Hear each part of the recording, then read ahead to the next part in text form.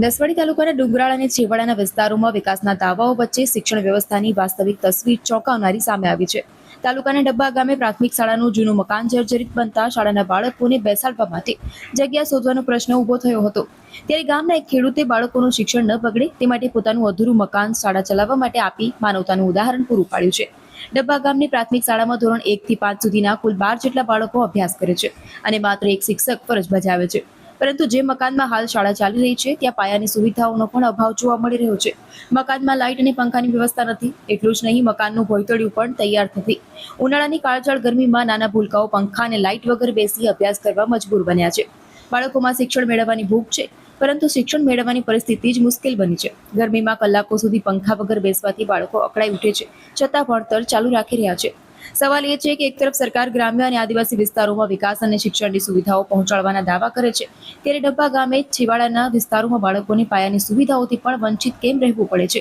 જો સાંસદ, ધારાસભ્ય કે મંત્રીઓને 1 કલાક માટે પણ આવી કાળઝાળ ગરમીમાં પંખા વગર બેસવું પડે તો કદાચ તેમની હાલત પણ કફોડી બની જાય। પરંતુ આ ભૂલકાઓ રોજ આવી જ પરિસ્થિતિમાં બેસી પોતાના ભવિષ્ય માટે મહેનત કરી રહ્યા છે।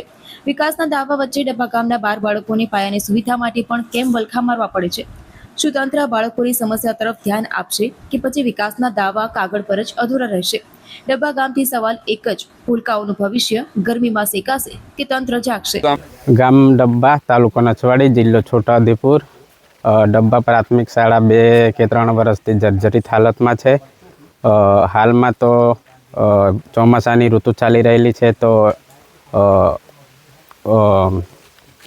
ખાનગી મકાનમાં માલિકોનું મકાન એ માલિક તો ઝૂંપડામાં રહે છે અને માલિકે થોડુંક પાક્કુંની સગવડ પ્રમાણે મકાન બનાવ્યું છે। એમાં એ છોકરાને ભણાવવા માટે સાહેબને અહીંયા એને કોઈ ભાડું કંઈ જ નહીં મળતું, પણ એમને સેવા માટે આપ્યું છે।